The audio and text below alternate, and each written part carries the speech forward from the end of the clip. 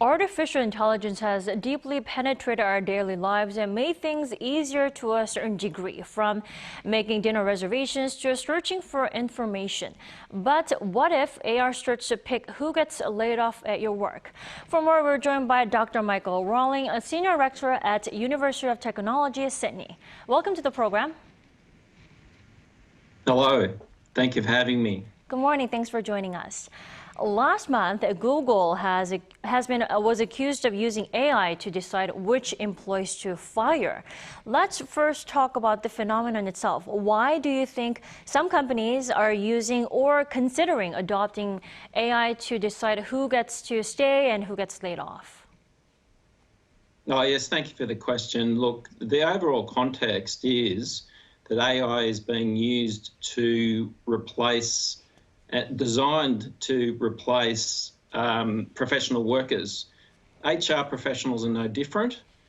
And in terms of the specific function that HR professionals perform, arguably AI can enhance that function or replace it because it can crunch big data sets, it can process big data sets, potentially enhancing human functions and potentially replacing human functions, and potentially cutting labour costs in performing that function. So the other reason that companies will use AI is because they can use it to explain or legitimise the decisions they make. They're saying, well, everyone's subject to the artificial intelligence, so everyone is being fairly treated. But there's still biases in AI systems, I would say. Right, delegitimizing their decisions of the firms. But now, what are some legal then or ethical issues associated with firms relying on AI-generated firing systems? Let's talk about that. Yes, well, a recent US survey of HR professionals said that at least half of them are unsure whether their AI, their artificial intelligence, can make unbiased decisions. One of the reasons for that is that some of the data that's being processed by artificial intelligence that companies are using may focus on employee performance and deprioritise or give a lower priority to national or local laws and compliance with those laws. So the employee performance data is not necessarily fair on an individual level. If you, for example, have a biased manager or if you had lack of resources in your job, these might explain a lower performance, but that overall context is not necessarily being picked up by the artificial intelligence. Mm-hmm. So the danger is bad data.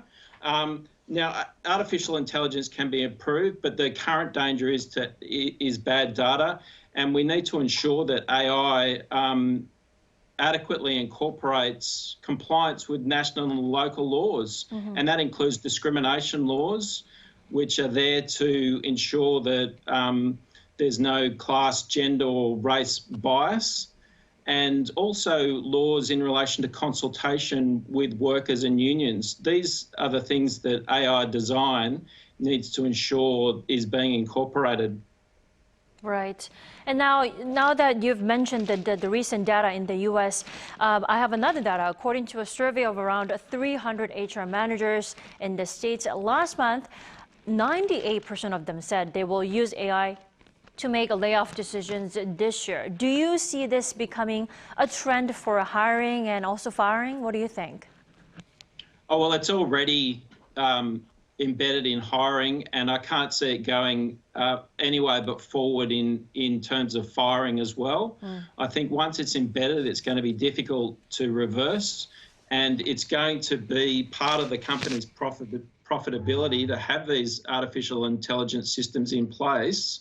And other firms and companies are going to have to follow to stay competitive. So yes, I see that the artificial intelligence role in layoffs is going to increase and is going to be part of the future, if not already. And that means we have to really focus right now on the regulation of artificial intelligence.